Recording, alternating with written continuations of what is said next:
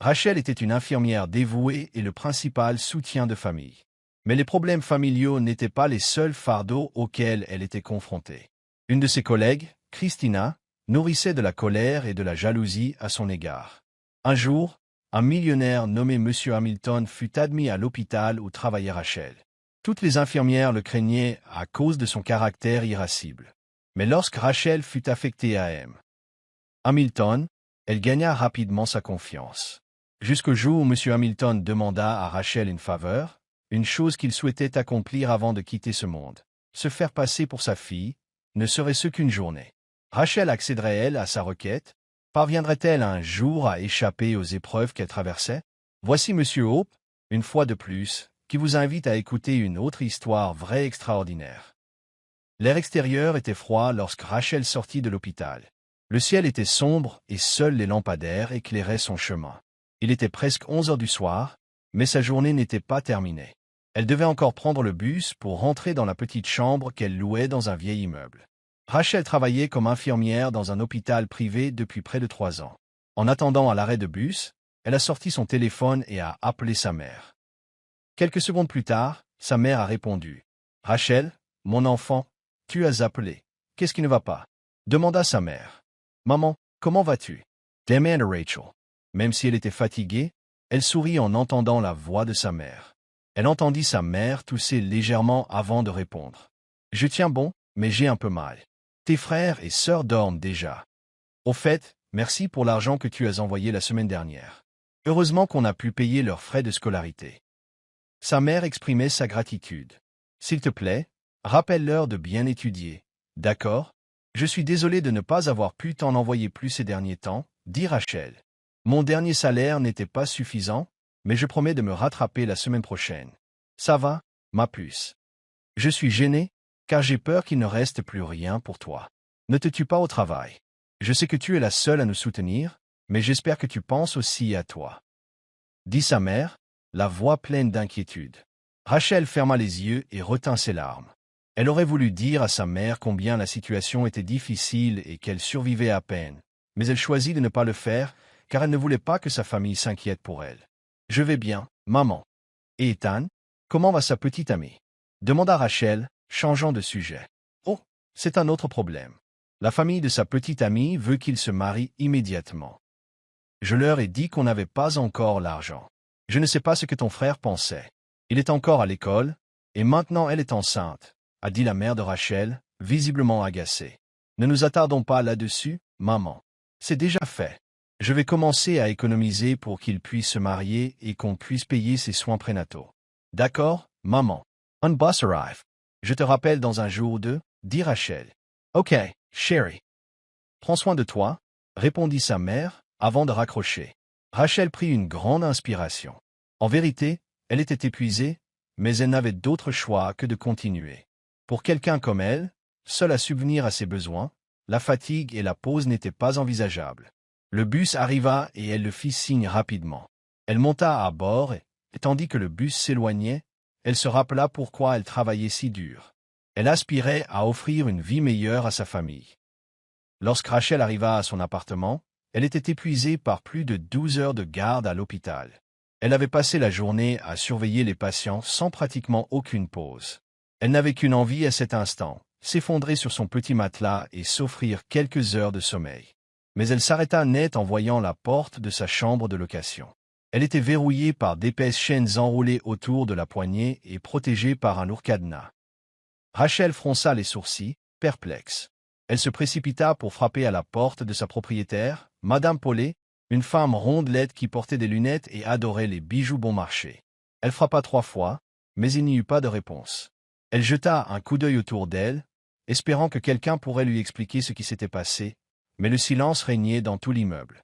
Elle frappa à nouveau, plus fort. « Madame Paulet, c'est moi. Rachel, » appela-t-elle. Quelques instants plus tard, la porte s'ouvrit et Madame Paulet en sortit, tenant toujours une fourchette avec un morceau de hot-dog dessus. « Qu'est-ce qui se passe? Vous interrompez mon dîner, » s'exclama Madame Paulet. « Pourquoi ma porte est-elle verrouillée » demanda Rachel, perplexe.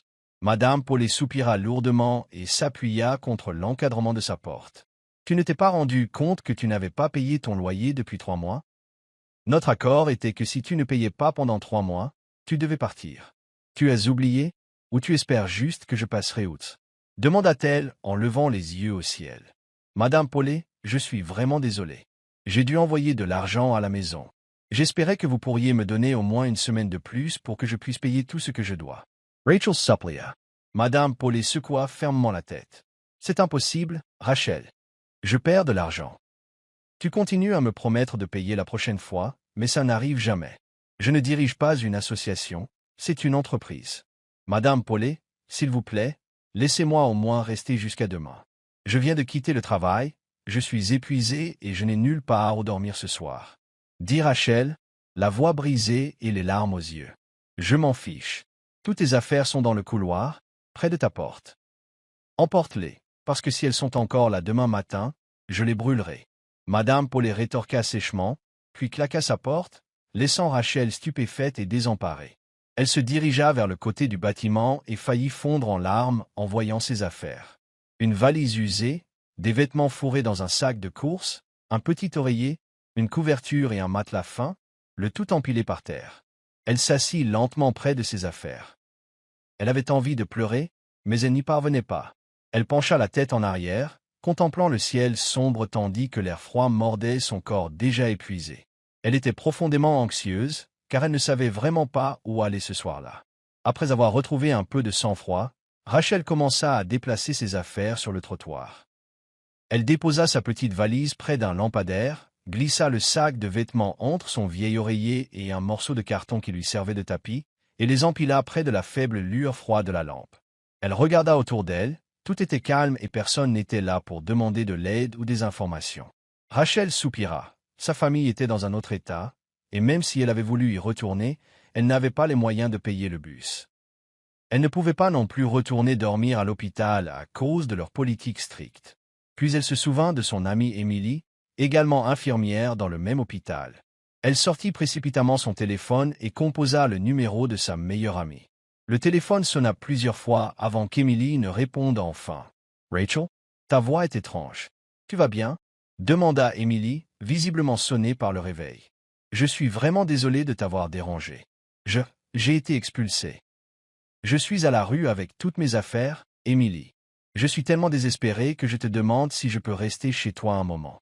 Je ne sais pas où aller d'autre. » dit Rachel, la voix tremblante de larmes. « Bien sûr, Rachel. Ne va nulle part. Je demanderai à papa de venir te chercher. Ce serait difficile pour toi de prendre le bus avec toutes tes affaires, et je sais que tu es épuisée. » Emily répondit, l'inquiétude perceptible dans sa voix. « Merci beaucoup, Emily. Je suis vraiment désolée pour le dérangement. Je suis tellement gênée, mais je n'ai pas le choix. » murmura Rachel, les larmes aux yeux. « Arrête de t'excuser. Tu ne nous déranges pas. Reste tranquille. On arrive bientôt, dit Emily. « Merci, Emily, » murmura Rachel. Après l'appel, elle s'assit tranquillement près de sa valise, se serrant contre le froid. Malgré son désespoir, elle se sentait légèrement soulagée de savoir qu'elle n'était pas complètement seule. Elle avait une amie comme Emily, prête à l'aider. Près d'une demi-heure plus tard, elle entendit le grésillement d'un moteur. Elle se leva et vit un vieux pick-up tourner dans sa rue. Malgré l'obscurité, elle reconnut Emily et son père. Le camion s'arrêta devant elle et Rachel se précipita vers Emily. Elle ne put s'empêcher de serrer son amie fort dans ses bras. « Merci, Emily.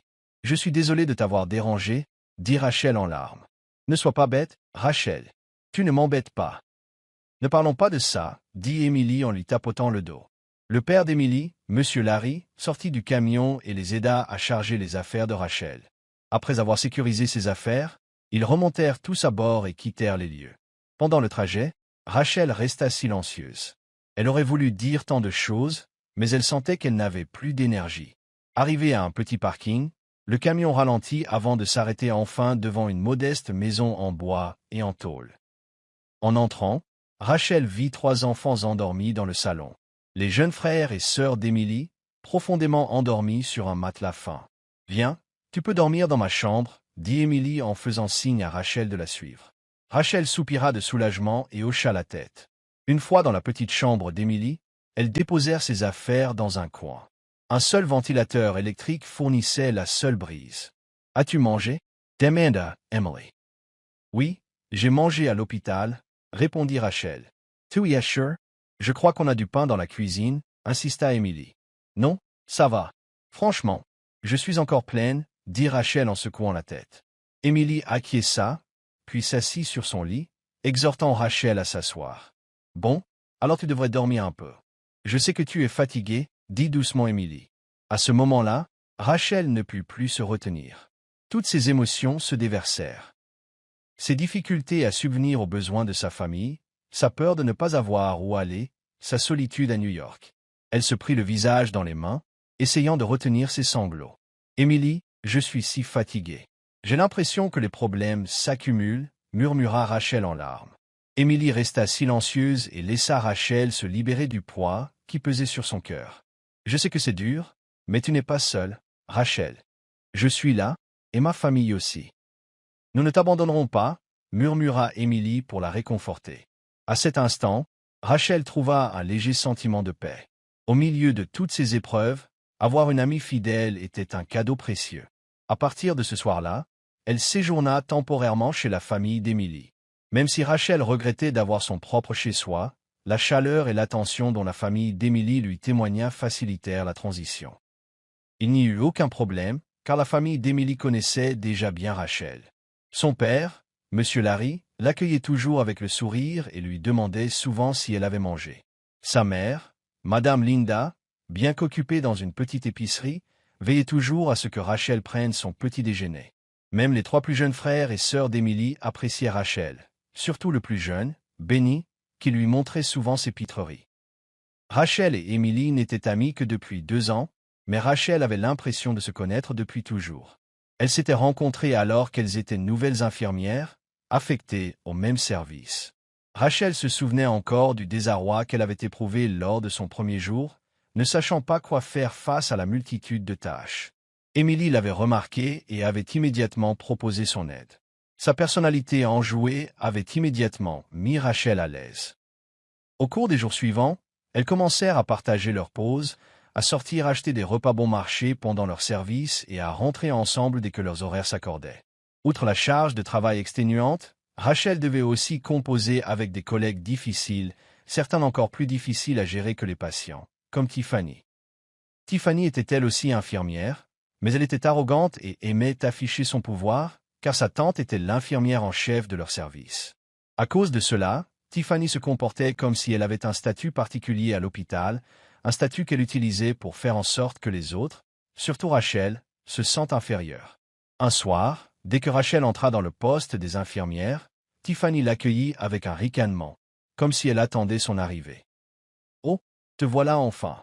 Je pensais que tu avais démissionné, vu que tu n'as pas payé ton loyer depuis des mois. Ne sois pas choqué, je suis au courant. Cet hôpital est un véritable nid à ragots. Pauvre de toi, Rachel, dit Tiffany d'un ton moqueur.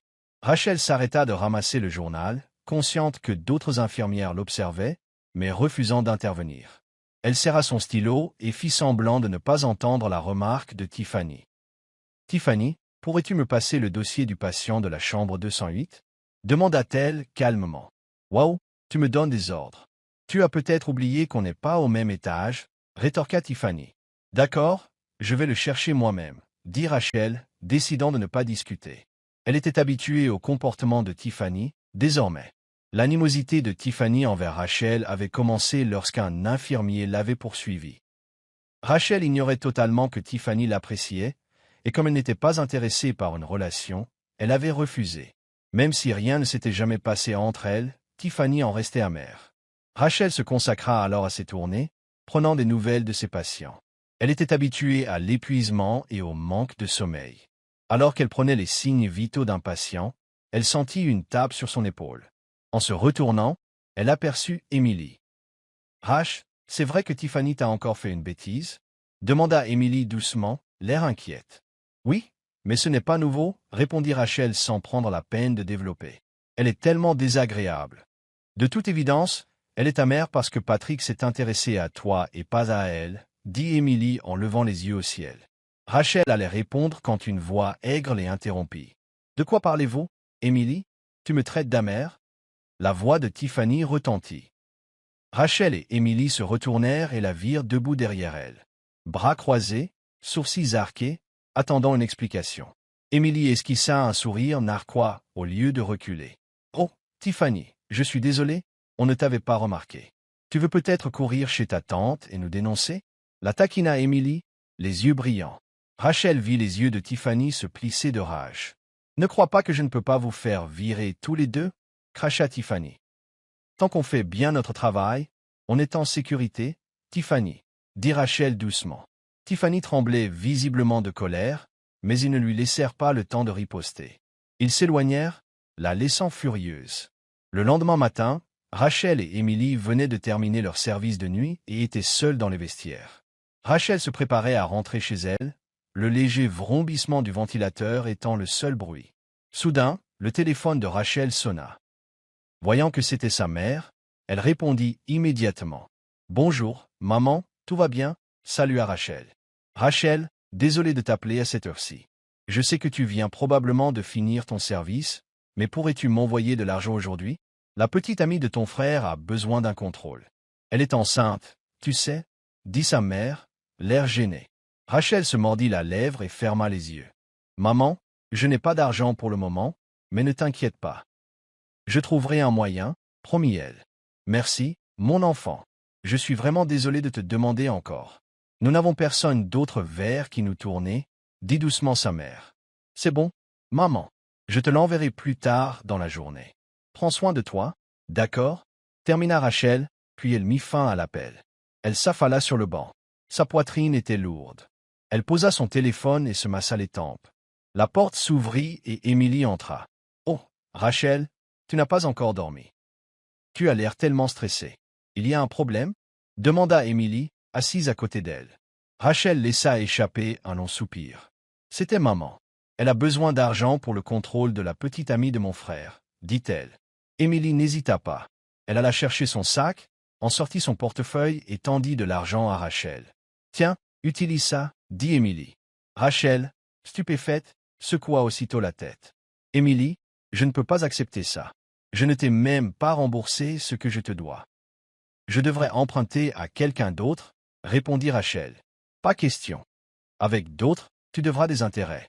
Avec moi, pas. Je sais que tu ne peux pas abandonner ta famille, alors n'y pense pas trop. Prends-le, insista Emily en prenant la main de Rachel et en y déposant l'argent. Merci beaucoup, Emily, murmura Rachel, les larmes aux yeux. Ça suffit, sinon on va finir par pleurer toutes les deux. Allons nous reposer un peu. On a congé demain. C'est l'heure d'une pause plus longue, dit Emily en se laissant tomber sur le lit. Après ce jour de congé, Rachel et Emily ont adopté un horaire de jour. Ayant quitté le service de nuit depuis plusieurs semaines, le travail du matin leur semblait désormais plus intense, mais d'une manière différente. L'hôpital était plus fréquenté pendant la journée. Plus de patients, plus de visites et plus de personnel à gérer. À l'heure du déjeuner, ils allèrent ensemble à la cafétéria. Ils n'avaient pas encore commencé à manger que Rachel remarqua qu'Emily était inhabituellement silencieuse. « Emily, à quoi penses-tu » demanda Rachel en ouvrant le contenant de poulet et de riz qu'elle avait apporté. « J'ai des ragots » murmura Emily en se penchant vers elle. « Encore toi et tes ragots » la taquina Rachel. « Non, c'est vrai. Tu sais que M. Hamilton est confiné ici, n'est-ce pas ?» Les yeux d'Emily s'écarquillèrent. « Qui est-il » demanda Rachel, la sourcils frunces. Emily faillit Essetouffer. Sérieusement? Tu n'as jamais entendu parler de M. Hamilton? Demanda-t-elle, incrédule. Rachel secoua la tête et continua de manger. Si je savais qui il était, je ne lui poserais pas la question, répondit-elle. M. Hamilton est l'un des hommes d'affaires les plus riches du pays. Il possède de grands hôtels, des restaurants et que sais-je encore. Il est tellement riche que tout l'hôpital doit être en pleine frénésie pour le loger. Les médecins et l'administration doivent se plier en quatre pour le satisfaire, dit Emily avec un soupir dramatique. Bon, et alors? On est affecté au service, alors on n'aura pas affaire à lui? Répondit Rachel avec un haussement d'épaule. On ne sait jamais. Le destin pourrait en décider autrement, la taquina Emily avant de boire une gorgée d'eau. Rachel ne dit rien, poursuivant. C'était son repas. Plusieurs heures plus tard, leur service terminé, ils se dirigèrent vers les vestiaires. Dès leur arrivée, ils ressentirent une atmosphère tendue. Quelques infirmières entourèrent Tiffany, tentant de la calmer tandis qu'elle pleurait. Une bosse visible marquait son front et son visage était rouge de colère et de larmes. Rachel et Emily s'arrêtèrent, échangeant un regard confus avant de se tourner vers Tiffany. Elles n'eurent pas besoin de demander ce qui se passait, car Tiffany se lança dans une tirade tonitruante, se plaignant aux autres infirmières. Monsieur Hamilton m'a jeté une tasse à la figure parce que l'eau que je lui avais apportée n'était pas assez froide. Tu imagines le culot de ce vieux? Juste parce qu'il est riche, il pense pouvoir nous traiter comme il veut. Tiffany sanglotait. Certaines infirmières réagirent avec sympathie, tandis que d'autres restèrent silencieuses, visiblement effrayées d'être prises dans la colère de Tiffany. Tiffany jeta un regard furieux à Rachel et Emily. « Qu'est-ce que vous regardez » cria-t-elle, et Emily leva simplement les yeux au ciel. « Waouh, maintenant c'est notre faute si tu as un bleu » marmonna Emily. Ils rassemblèrent leurs affaires et partirent. Une fois dehors, Emily éclata de rire. « Tu as vu ça ?» On aurait dit un rhinocéros avec une corne sur le front. Peut-être que la prochaine fois, elle aura 2 cornes, c'est ce qu'elle mérite pour être si méchante. Emily plaisanta, toujours en riant, mais Rachel ne la rejoignit pas. On ne devrait vraiment pas se moquer d'elle, et aime. Oui, elle est impolie, mais il ne faut pas se réjouir du malheur de qui que ce soit, dit-elle. Emily soupira. Rachel, tu es trop gentille. À mon avis, elle le mérite. Au moins, elle a trouvé son égal. Elle ne peut pas se cacher éternellement derrière sa tante, dit Emily en secouant la tête. Rachel soupira, incapable d'ignorer sa propre compassion. Aussi difficile que Tiffany puisse être, Rachel ne pouvait se réjouir de voir quelqu'un souffrir. Chaque jour qui passait, M. Hamilton devenait le sujet de conversation principale à l'hôpital. Partout où Rachel allait, elle entendait de nouvelles histoires à son sujet. Comment il criait sur les gens pour des raisons futiles, ou les agressait verbalement ou physiquement. Chaque jour apportait une nouvelle histoire d'infirmière maltraitée par le vieil homme riche. L'une fut réprimandée pour avoir mal positionné son oreiller. Une autre fut insultée jusqu'aux larmes. Rachel était de plus en plus inquiète à chaque histoire qu'elle entendait, même si elle n'avait jamais rencontré M. Hamilton en personne. Elle était simplement soulagée de ne pas avoir été affectée à son dossier et se demandait combien de temps la chance lui sourirait. Dans un hôpital, les affectations peuvent changer en un clin d'œil, et une infirmière peut être confrontée à l'inattendu. Un jour, vers la fin de son service, Rachel reçut une infirmière en chef qui lui demanda de déposer des documents au bureau de l'infirmière en chef, au 4e étage. Rachel obéit aussitôt et prit l'ascenseur pour monter à l'étage. Le couloir était calme, à l'écart de l'agitation habituelle du service. En revenant après avoir remis les documents, elle remarqua une porte entr'ouverte donnant sur une chambre privée. Elle hésita, mais jeta un coup d'œil à l'intérieur et vit un homme âgé qui essayait de sortir de son lit. Il semblait avoir du mal à chaque mouvement, et il était seul. Instinctivement, Rachel se précipita à l'intérieur. « Monsieur, laissez-moi vous aider, vous risquez de tomber. » dit-elle en le soutenant doucement. Le vieil homme se tourna vers elle, les sourcils légèrement froncés. « J'ai juste besoin d'aller aux toilettes, grommela-t-il. « Je viens avec toi, je suis infirmière, proposa-t-elle. « Je sais que tu es infirmière, je le vois à ton uniforme, je ne suis pas sénile, rétorqua-t-il. Rachel trouva le commentaire amusant. Malgré son côté brusque, elle parvint à esquisser un sourire chaleureux. L'homme ne résista pas à son aide et elle le guida vers la petite salle de bain. En attendant dehors, elle ne put s'empêcher de remarquer la décoration haut de gamme de la pièce, ses fauteuils moelleux et sa belle horloge sur la table de chevet. Quelques minutes plus tard, l'homme émergea et Rachel l'aida à regagner son lit, s'assurant qu'il s'y installe confortablement. « Puis-je faire autre chose pour vous, monsieur ?» demanda-t-elle poliment. Il la regarda, et l'espace d'un instant, son expression s'adoucit. « Relève les stores, je veux voir dehors, » répondit-il. Rachel obéit, relevant lentement les stores pour que la lumière du soleil éclaire la pièce. Dehors, elle pouvait apercevoir le petit jardin de l'hôpital où se promenaient patients et visiteurs. Le vieil homme regardait silencieusement par la fenêtre. Rachel sentit une lourdeur dans ses yeux. « Ils ont de la chance, » dit-il enfin, « ils peuvent marcher sans souci. Alors que moi, je ne peux même pas faire cette chose si simple, ça me fait me sentir inutile. » Sa voix était douce, chargée de tristesse. Rachel ressentit un pincement de compassion. « Monsieur, votre valeur ne dépend pas de votre force physique. Chacun traverse des périodes difficiles dans la vie, des moments forts et des moments plus faibles. Ça ne veut pas dire que nous n'avons aucune valeur, dit Rachel doucement. Alors tu dis que je suis vieux, marmonna-t-il, feignant la colère. Je n'ai pas dit ça, ce sont tes mots, plaisanta Rachel en souriant. Le vieil homme se tut à nouveau, observant les gens dehors. Quelques instants plus tard, Rachel s'excusa, expliquant qu'elle avait d'autres tâches à accomplir. Avant de partir, il lui demanda son nom. Elle le lui dit, puis sortit. De retour dans la salle, elle ne put s'empêcher de penser à la tristesse dans les yeux du vieil homme. Le lendemain, alors que Rachel marchait dans le couloir de l'hôpital, elle aperçut Émilie devant elle, la tête basse et marchant lentement. Rachel accéléra le pas et la rattrapa, remarquant immédiatement qu'Émilie pleurait. Qu'est-ce qui ne va pas ?» demanda Rachel avec anxiété en posant une main sur le bras d'Émilie. Émilie prit une inspiration tremblante et répondit. « J'ai été assignée à M. Hamilton ce matin. » Sa voix tremblait. « Est-ce qu'il t'a grondé? Est-ce qu'il t'a fait mal ?» demanda Rachel, alarmée. Émilie essuya ses larmes. « Il m'insulta, Rachel. Il me traita de tous les noms. Mes propres parents ne me parlaient jamais comme ça. Pour qui se prend-il ?» Les mots d'Émilie étaient empreints de colère et de douleur. « Pourquoi ferait-il ça ?» demanda Rachel, consternée. Je lui ai servi son petit déjeuner, et il a crié que son lait était trop froid, comme si je lui avais fait exprès de lui donner du lait froid. Puis il s'est mis à m'insulter devant les autres infirmières. Émilie a secoué la tête, encore sous le choc.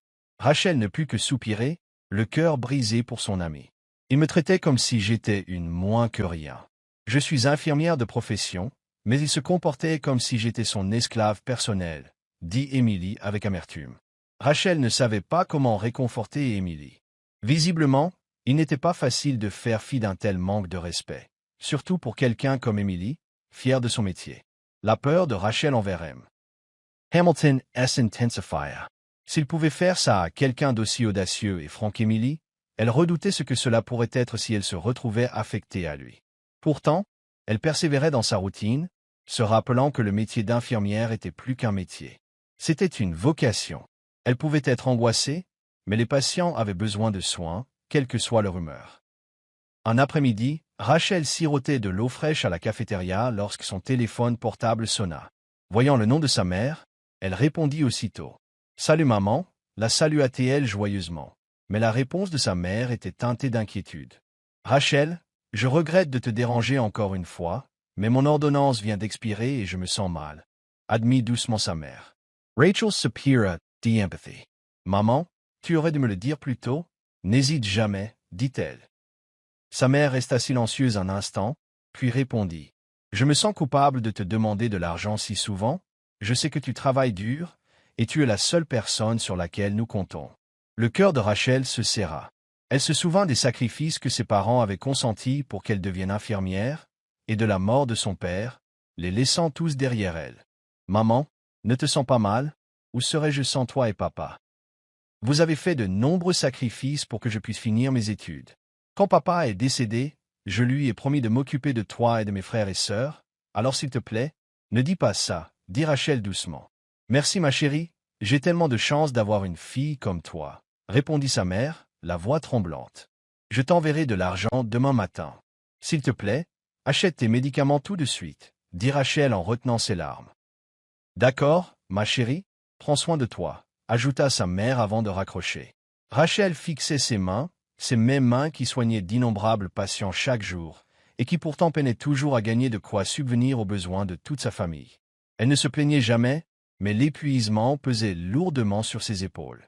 Étant la seule à subvenir à ses besoins, elle n'avait aucune chance de faiblir ou de s'effondrer. Un matin, lorsque Rachel et Émilie arrivèrent à l'hôpital, tout le monde semblait occupé. Les appels résonnaient à l'interphone, le personnel s'empressait et l'odeur des antiseptiques emplissait l'air. Alors qu'elle se dirigeait vers leur poste, une autre infirmière, Léa, s'approcha. Léa était l'une des infirmières en chef. « Rachel, Madame Carter te demande dans son bureau au 4e étage, » dit Léa. Madame Carter était l'infirmière en chef et la tante de Tiffany. « Pourquoi ?» demanda Rachel. « Je ne sais pas, elle m'a juste dit d'aller la voir immédiatement, » répondit Léa. Rachel déglutit et échangea un regard avec Émilie. Une fois Léa partie, Émilie se tourna vers Rachel, le regard plein d'inquiétude. « Oh, je parie qu'il s'agit de t'assigner à M. Hamilton, c'est exactement ce qui m'est arrivé. Madame Carter m'a appelé, et sans même m'en rendre compte, j'étais son infirmière, murmura Emily. Une vague d'effroi envahit Rachel, qui secoua la tête pour se calmer. Ce n'est pas possible, nous sommes déjà en sous-effectif dans notre service, alors ce serait bizarre de m'éloigner.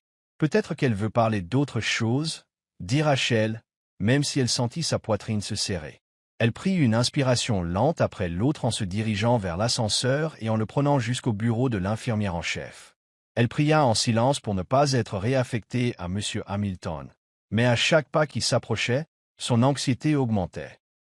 Elle arriva à la porte de Madame Carter et prit une profonde inspiration avant de frapper doucement. « Entrez, » dit Madame Carter. « Rachel entra, le cœur battant. » Madame Carter était assise derrière son bureau, feuilletant un dossier. Elle leva les yeux et alla droit au but. « Je vous transfère, à partir de maintenant, vous êtes l'infirmière de M. Hamilton. » Son ton était catégorique. Rachel resta figée, un instant, sans voix. « Maman, est-ce que je peux demander quelqu'un d'autre? Tu te souviens de ce qui est arrivé à Emily et à toutes les autres infirmières?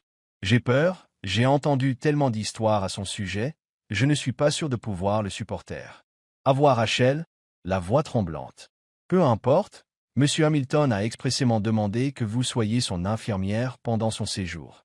Il n'y a pas d'autre solution, dit Madame Carter sans détour. » Rachel écarquilla les yeux, incrédule. « Moi?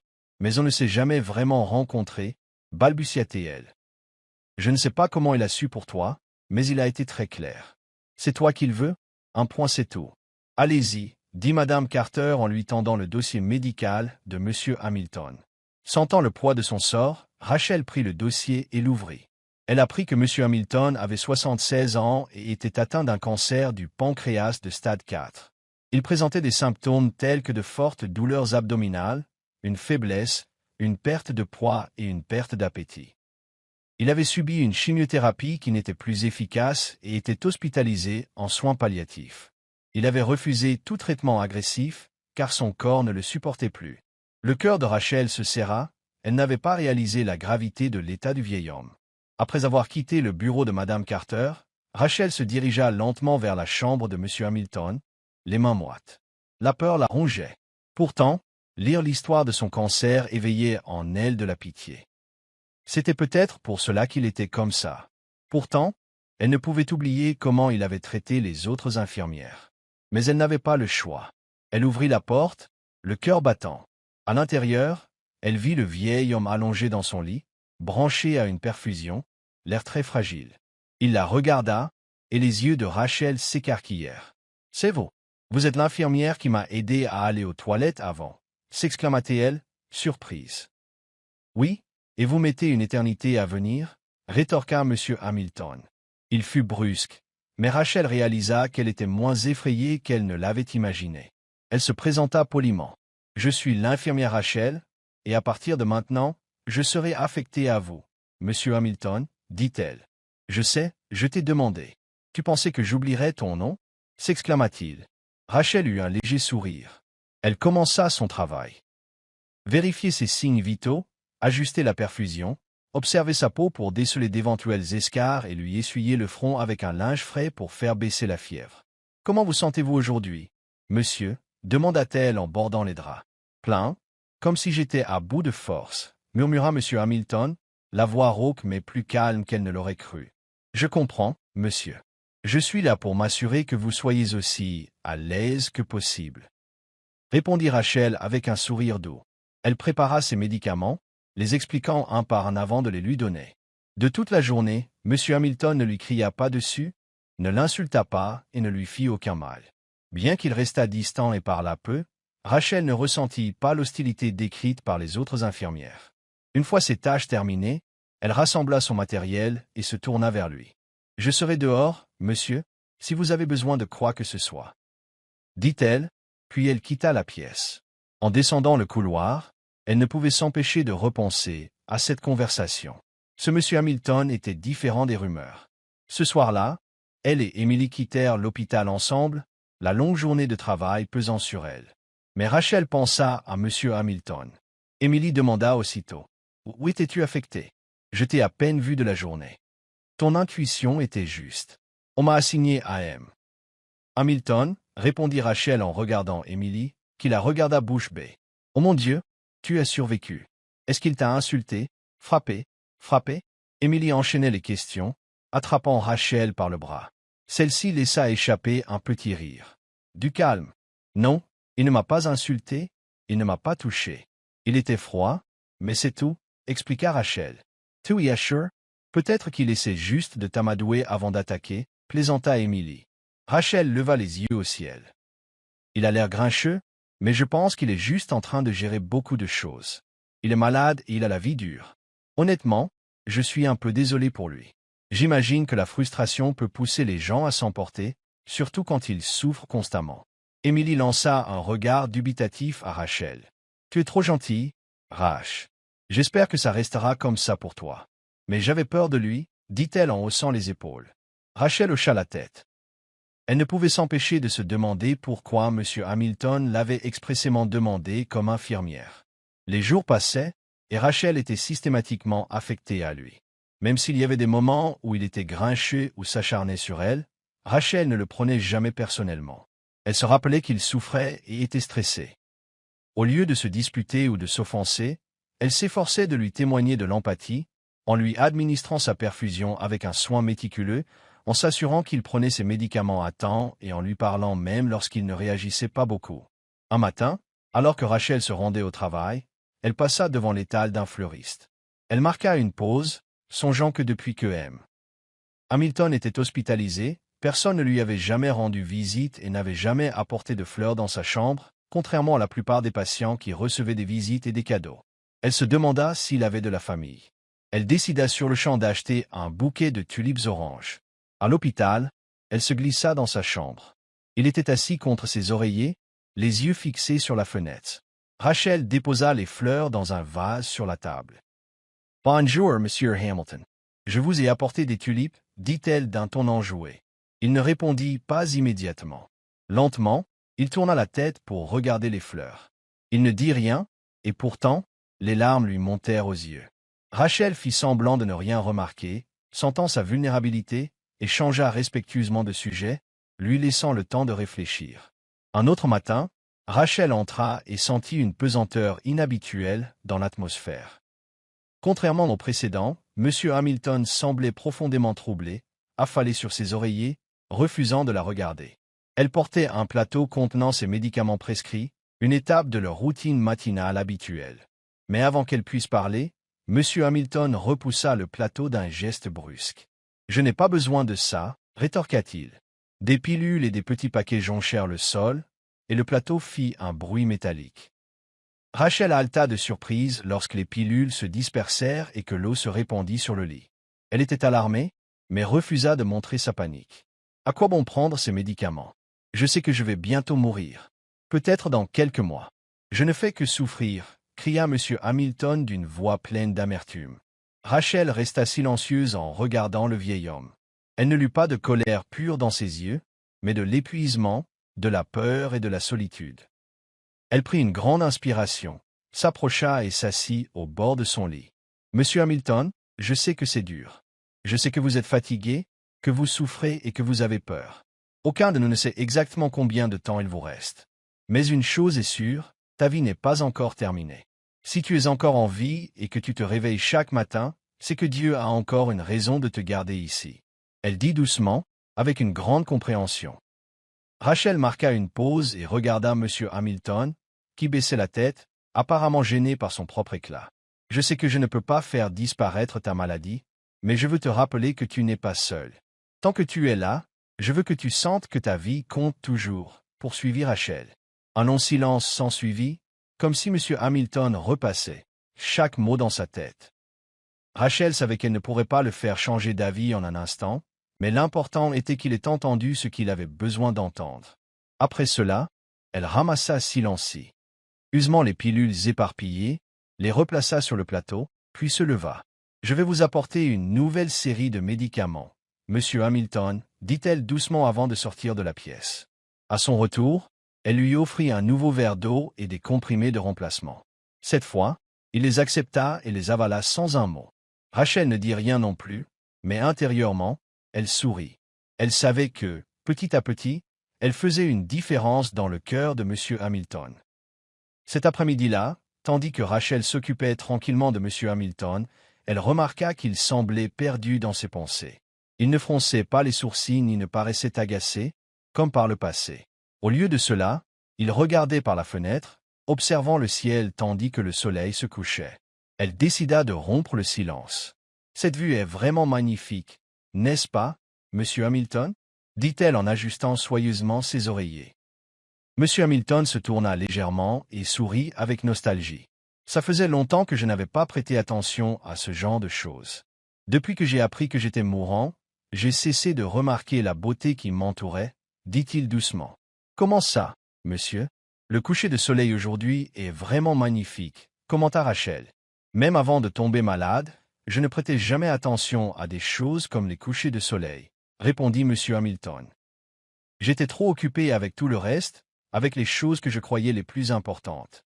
Mais maintenant que je suis là, je me rends compte que tout cela n'a plus vraiment d'importance. Tout le travail, les affaires, l'argent, tout cela ne sert à rien, au final, dit-il tristement. Rachel ne trouva pas de réponse immédiate. La tristesse dans sa voix était indéniable, et elle sentait le lourd fardeau qu'il portait. Tu sais, Rachel, ma vie entière tournait autour du travail et de la richesse. L'argent et les affaires, c'était tout ce que je connaissais. Je ne me suis jamais donné la peine de comprendre ce qui rendait quelqu'un vraiment heureux, poursuivit M. Hamilton. Tu veux dire que tu n'as jamais été vraiment heureuse? Demanda Rachel, étonnée. Je suppose que j'étais heureux d'une certaine manière. Heureux que mon entreprise se développe, heureux que mon compte en banque s'enrichisse. Mais la vraie joie, celle où l'on peut sourire malgré tout sans rien avoir, je n'ai jamais ressenti ça, dit M. Hamilton en secouant la tête. Rachel resta silencieuse, le laissant continuer. J'ai perdu ma fille. C'était mon unique enfant. Elle avait 6 ans et souffrait d'une maladie cardiaque. Je n'étais pas là pour ses derniers jours à l'hôpital. Je n'ai même pas pu lui tenir la main avant son décès, a déclaré M. Hamilton, la voix tremblante et les yeux pleins de larmes. Rachel sentit un nœud dans sa poitrine.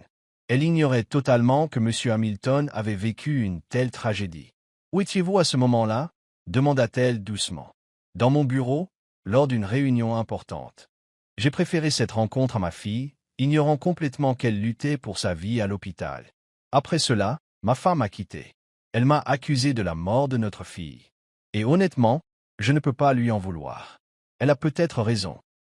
Si j'avais été là, à l'hôpital, avec ma fille, les choses auraient peut-être tourné différemment. Peut-être serait-elle encore en vie, dit M. Hamilton avec regret. Rachel n'avait pas réalisé qu'elle aussi plairait en écoutant. À partir de ce jour, je me suis plongé dans le travail. Je me suis concentré sur mon enrichissement plutôt que d'affronter la douleur de perdre ma femme et mon enfant. Maintenant, regardez-moi, je suis vieux, faible et seul. J'ai peut-être tout l'argent du monde, mais personne n'est là pour moi. Personne ne m'aime, s'étrangla-t-il. Rachel ressentait son chagrin dans chaque mot. Pourtant, elle refusait de croire que c'était vraiment la fin pour lui. Elle prit doucement sa main dans la sienne. « Monsieur Hamilton, je sais qu'on ne peut pas changer le passé ni rattraper tout ce qu'on a manqué, mais cela ne signifie pas que votre vie n'a plus de sens. Parfois, on se concentre tellement sur ce qu'on a perdu qu'on oublie ce qu'il nous reste. Oui, l'argent peut simplifier la vie, mais il ne garantit pas le bonheur véritable. Et ne pensez pas que vous êtes seul. Je suis là, comme toutes les personnes qui prennent soin de vous dans cet hôpital. Nous ne sommes peut-être pas liés par le sang, mais cela ne signifie pas que nous ne pouvons pas nous soucier de toi en tant que personne, dit Rachel tendrement. Hamilton leva les yeux vers elle, comme s'il avait perdu la voix. Des larmes coulaient abondamment sur ses joues. Rachel réalisa que personne ne lui avait peut-être jamais témoigné une telle compassion. Quelques instants passèrent avant qu'il ne reprenne la parole. « Je suis vieille, Rachel, et pourtant, j'ai l'impression que c'est la première fois que j'entends une chose pareille. »« Merci, » murmura M. Hamilton en laissant échapper un petit rire. Pour la première fois, Rachel vit un vrai sourire sur son visage. Il n'était ni forcé ni amer, juste un sourire de gratitude et d'espoir. Au cours de la semaine suivante, les choses s'améliorèrent entre eux. Fini le froid et l'irritation de M. Hamilton. Il était remplacé par un homme plus calme et plus joyeux. Parfois, il plaisantait même avec Rachel et les autres infirmières. Je n'aurais jamais cru pouvoir rire à nouveau comme ça. Fit-il remarquer un matin alors que Rachel préparait ses couvertures. Elle sourit. Je suis contente de l'entendre, monsieur. Il y a beaucoup de bonheur dans le monde. C'est dommage de l'ignorer et de ne s'attarder que sur la tristesse, répondit Rachel. Merci, Rachel. Depuis ton arrivée, j'ai retrouvé mon moral. Tu as réussi à adoucir mon cœur endurci, dit M. Hamilton avec un petit rire. Oh non, M. Hamilton, c'est vous qui l'avez fait. Vous avez décidé de changer votre vision de la vie, fit remarquer Rachel. M. Hamilton étant plus ouvert, il discutait souvent de toutes sortes de choses, des sujets simples comme leurs plats préférés aux sujets plus profonds comme la vie et la famille. On a beaucoup parlé de moi. Maintenant, c'est ton tour. Quelle est ton histoire, Rachel? Demanda Soudain, aimé Hamilton. Sa question prit Rachel au dépourvu. Elle ne s'attendait pas à ce qu'il s'intéresse à sa vie, mais elle n'hésita pas à répondre. Je n'ai rien de spécial, monsieur. Je suis une personne ordinaire, et je suis le soutien de famille. A-t-elle expliqué. Combien de frères et sœurs as-tu? A-t-il demandé. Nous sommes 4. Je suis l'aîné, donc c'est un peu comme si j'étais le deuxième parent. Mon père est décédé jeune, alors maman nous a élevés toutes seules. Mais comme elle a grandi et que sa santé s'est dégradée, c'est à mon tour de soutenir tout le monde, a déclaré Rachel. C'est difficile, surtout à mes débuts. J'ai passé des nuits blanches, des jours où je ne savais pas comment faire durer mon salaire, et des nuits à me demander si les choses s'amélioraient un jour. Mais quelle que soit la difficulté, je n'abandonne jamais. Ma famille, c'est ma vie, dit-elle en souriant. Tu sais, Rachel, les gens comme toi, qui accordent la priorité à leur famille, reçoivent souvent les plus grandes bénédictions. Continue comme tu le fais, commenta M. Hamilton. J'espère bien, dit-elle. Parfois, je me demande quand j'aurai du temps pour moi, admit Rachel, le regard perdu dans le vide. M. Hamilton hocha la tête, compréhensif. Rachel, tu as raison de prendre soin de ta famille. Je ne dis pas que c'est mal, mais ne t'oublie pas. La vie n'est pas qu'une question de sacrifice. Oui, ta famille est importante, mais toi aussi. Si tu fais toujours passer les autres en premier et que tu t'ignores, tu risques de t'effondrer d'épuisement ou de te perdre, conseilla-t-il. Rachel baissa la tête, absorbant ses paroles. C'était vrai, cela faisait longtemps qu'elle n'avait pas réfléchi à ce qu'elle voulait pour elle-même. On n'a pas à choisir entre soi et eux. On peut prendre soin de sa famille tout en prenant soin de soi. Trouve des choses qui te rendent heureuse, Rachel, non seulement en tant que soutien de famille, mais aussi en tant que personne, poursuivit M. Hamilton. Elle le regarda simplement, sentant une chaleur lui monter à la poitrine. À cet instant, Rachel sentit qu'elle n'était pas seulement une infirmière prenant soin d'un patient âgé. Elle avait le sentiment que M. Hamilton était devenu pour elle une figure paternelle, quelqu'un qui lui prodiguait une véritable guidance parentale. Un après-midi, alors que M. Hamilton dormait, Rachel s'occupa de ranger ses affaires. Bientôt, Madame Carter, leur infirmière en chef, entra avec un grand sourire. « Rachel, j'ai quelque chose à te dire, » dit Madame Carter. Rachel interrompit sa tâche. « Qu'y a-t-il, madame ?» demanda Rachel, soudain nerveuse. « Vous êtes devenu le sujet de conversation de tout l'hôpital, » répondit Madame Carter. « Quoi? Pourquoi? » demanda Rachel, perplexe. « Parce que vous avez réussi à créer un lien avec M. Hamilton, vous êtes la seule infirmière à avoir réussi à faire fondre le cœur de ce patient autrefois grincheux. » Madame Carter expliqua. « Je faisais juste mon travail, » répondit Rachel, incapable de dissimuler un sourire. « Tu as fait plus que ça, Rachel. Toutes les infirmières ne peuvent pas accomplir ce que vous avez accompli. Vous ne vous êtes pas contenté de le nourrir et de changer ses perfusions, vous avez transformé sa vision des choses. C'est là le véritable cœur des soins infirmiers, a déclaré Madame Carter. Avant qu'il puisse continuer, Émilie entra, rayonnante. « Rachel, tu es célèbre maintenant. Médecins et infirmières sont impressionnés par ce que tu as accompli. Tu sais qui est le plus fier de toi? Moi, Tom Myler Amy, Takina Emily. Tu exagères, s'exclama Rachel en riant. Pas du tout, c'est vrai. Tout le monde dit que tu as une aura particulière, comme si tu étais facile à vivre. Je ne serais pas surprise si tu devenais l'infirmière préférée de tous les patients, dit Emily. Rachel Ritt Dowsmith. Malgré leur plaisanterie, elle ressentait un bonheur profond. Ce n'était pas l'attention des autres qui la rendait heureuse, mais le fait d'avoir pu aider quelqu'un si profondément. Un instant plus tard, Monsieur Hamilton s'agita. « De quoi parlez-vous tous là-bas » demanda-t-il en souriant. « Oh, désolé si on vous a réveillé, dit Rachel. Il parle juste de votre gentillesse. » Bien sûr. Comment ne pas être heureux avec Rachel ici, qui me traite comme un membre de la famille, dit Monsieur Hamilton avec un sourire. Tu vois, même Monsieur Hamilton te trouve formidable, taquina Emily. Rachel sourit et se tourna vers Monsieur Hamilton. Tu sais quoi? Ce n'est pas seulement moi qui t'ai changé. Tu m'as changé aussi. Je chérirai vos conseils toute ma vie, Monsieur Hamilton. Merci, dit Rachel. Submergée par l'émotion, elle ne put retenir ses larmes. Elle ressentait vraiment un lien indéfectible entre elle, plus qu'une simple infirmière et son patient, une sorte de véritable famille. Un jour, Rachel et Emily étaient à la cafétéria, discutant joyeusement de leur travail et de tous les moments drôles qu'elles avaient vécus à l'hôpital. Tu sais, Rachel, si je n'étais pas infirmière, je serais peut-être devenue actrice. Il y a tellement de drames dans cet hôpital. C'est comme un feuilleton, plaisanta Emily en mordant dans son sandwich. C'est vrai, dit Rachel en riant. Mais malgré tout ce drame, je trouve toujours gratifiant d'être infirmière. Tandis qu'elle parlait, Tiffany apparut soudain, arborant un sourire moqueur.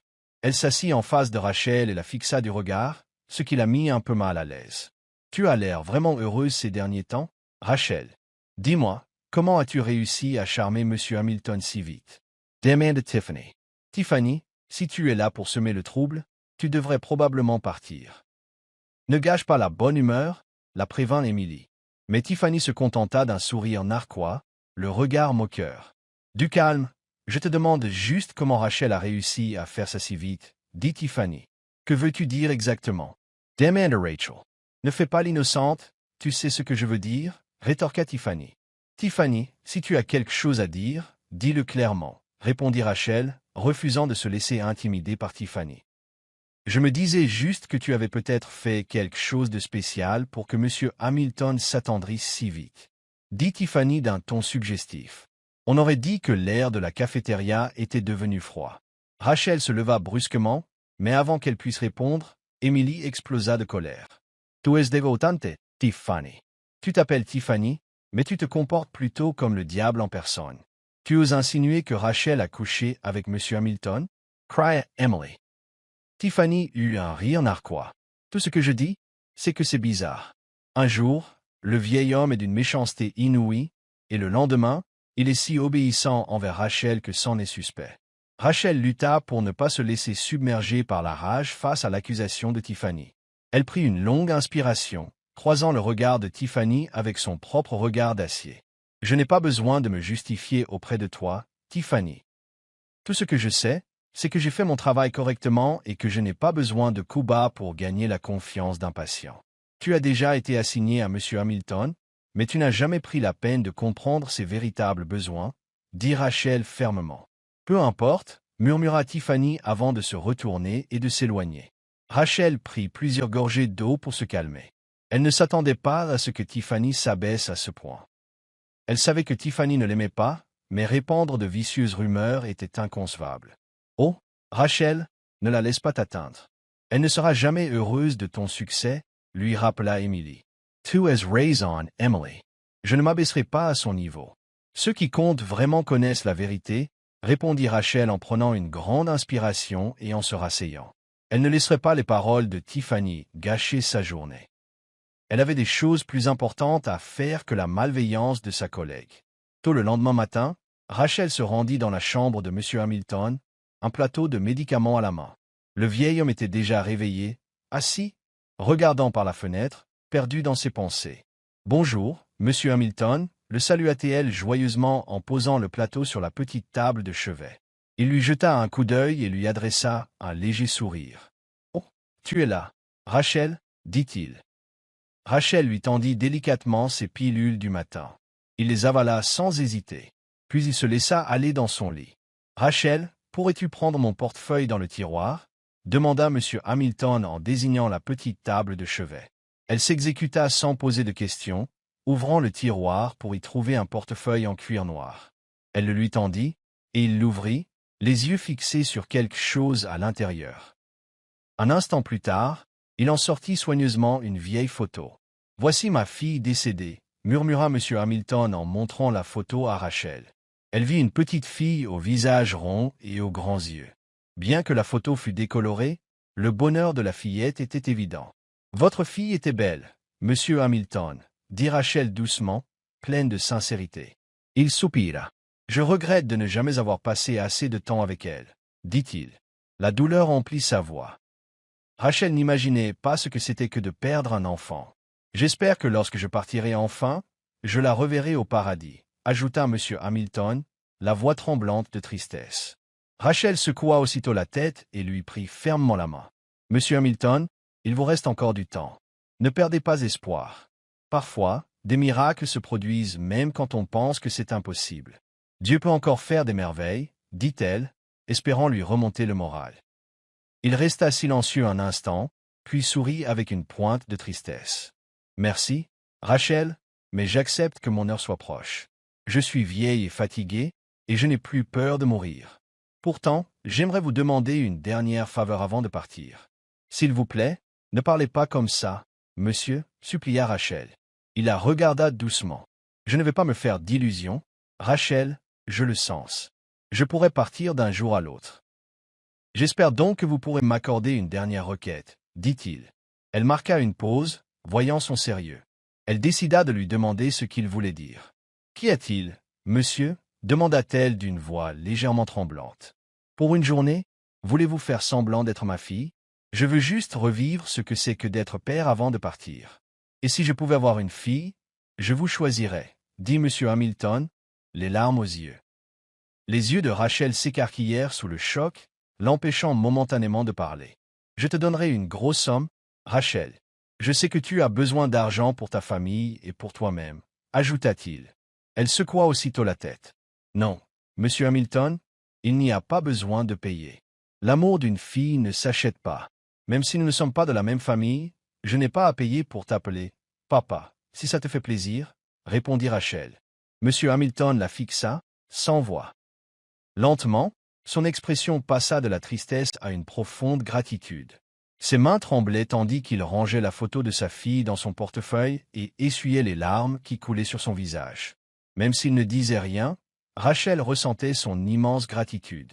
Le lendemain, Rachel se rendit au cabinet de l'un des médecins-chefs de l'hôpital, le docteur Robert, un médecin d'un certain âge, bienveillant et occupant un poste important. Elle lui a dit que M. Hamilton souhaitait sortir de l'hôpital juste pour une journée, son dernier souhait avant de mourir. « Docteur, juste une journée.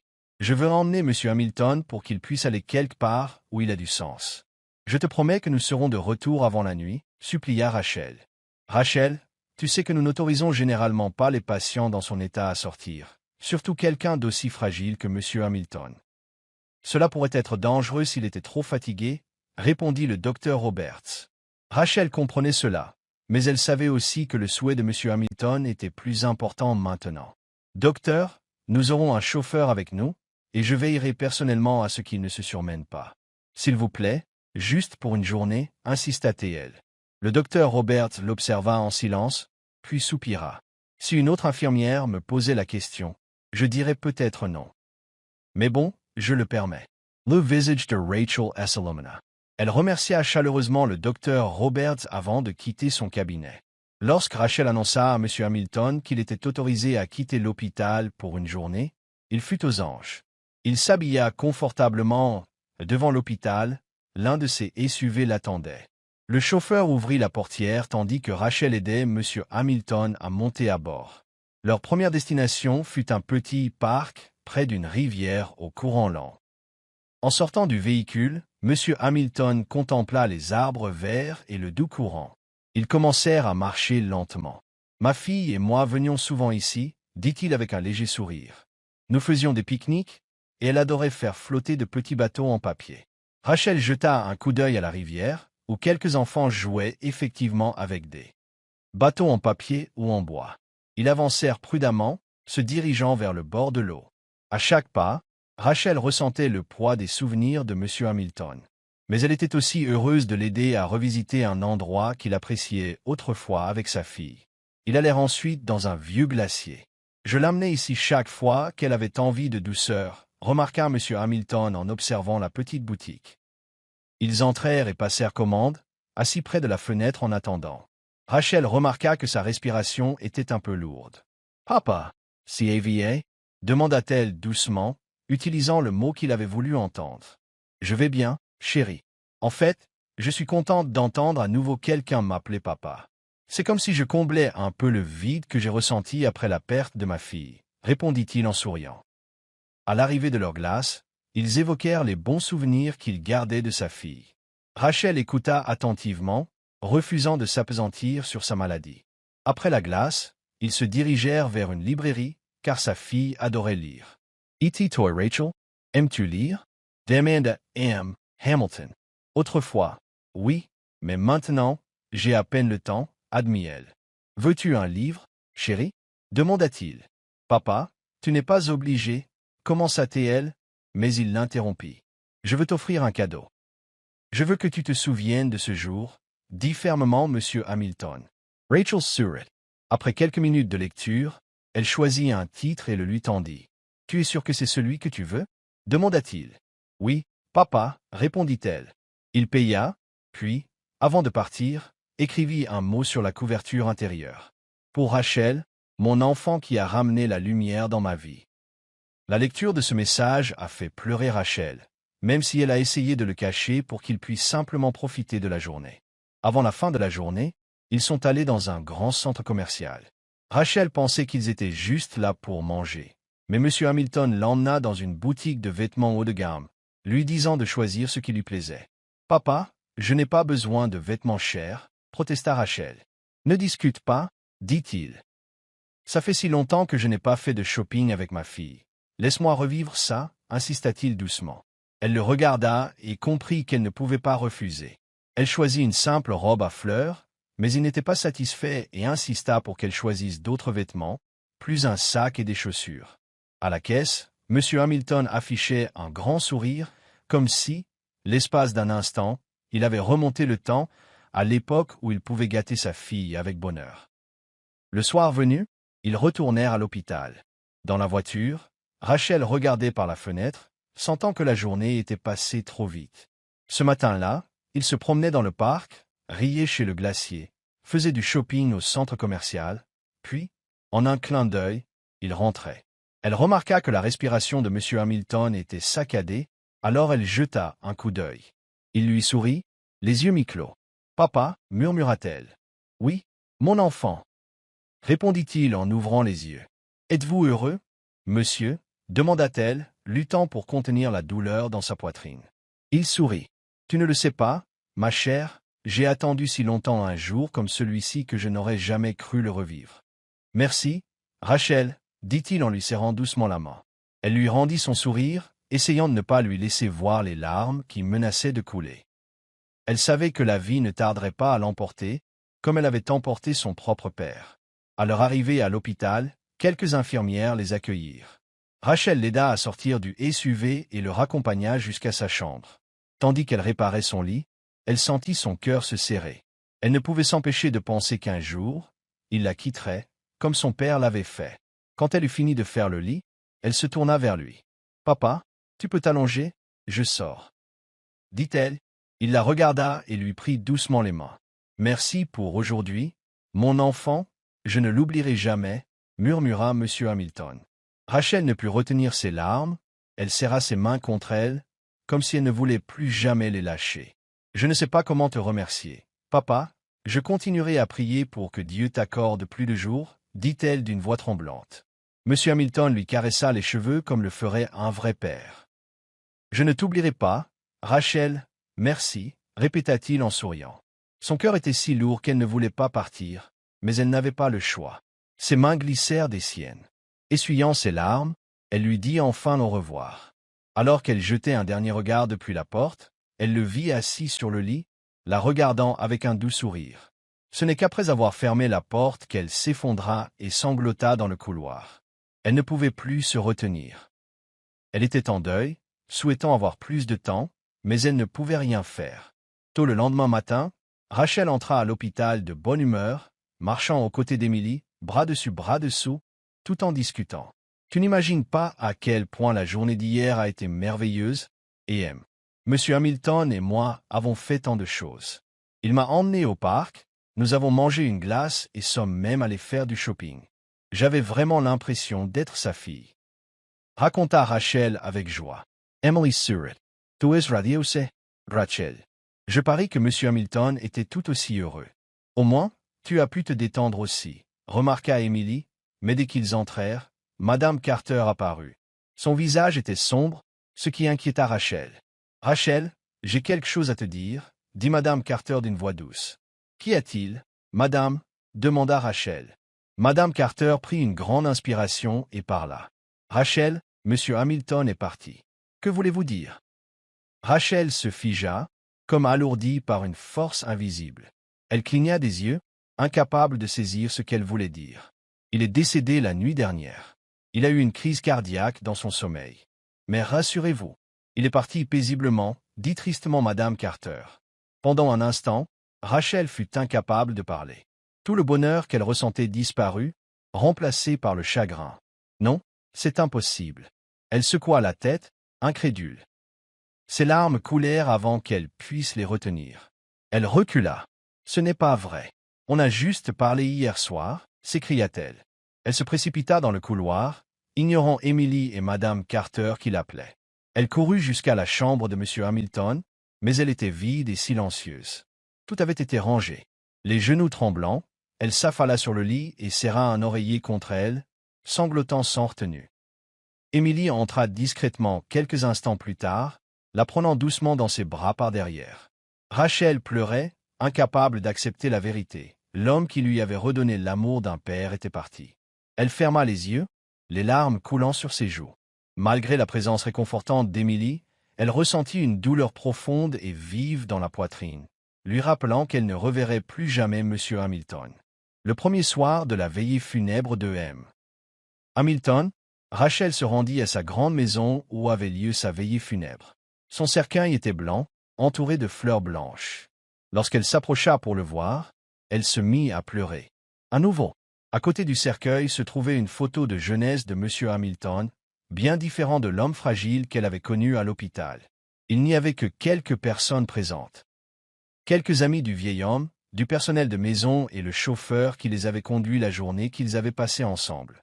Puis vint le jour de l'enterrement, en présence d'une petite assistance. Rachel n'arrivait pas à croire que si peu de personnes étaient là pour lui dire au revoir. Elle ne pouvait qu'imaginer la solitude de sa vie. Pourtant, elle se sentait honorée d'avoir illuminé ses derniers jours. Tandis que le cercueil était descendu dans la tombe, Rachel se tenait au bord, les larmes ruisselant sur son visage. Elle les laissa couler librement. Elle ne pouvait rien faire d'autre que d'accepter son départ. Elle savait qu'il n'était pas vraiment son père, et elle savait qu'il n'avait fait semblant que pendant une seule journée. Mais pendant ce court laps de temps, il lui avait apporté la chaleur d'un amour paternel qui lui avait si longtemps manqué.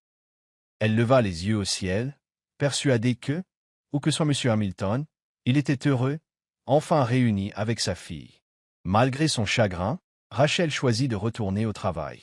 Elle comprit qu'il valait mieux rester occupée que de se laisser submerger par le chagrin, mais malgré toutes ses occupations, elle s'arrêtait parfois pour se souvenir de M. Hamilton. Avec le temps, une rumeur malveillante se répandit à l'hôpital au sujet de Rachel, elle et M.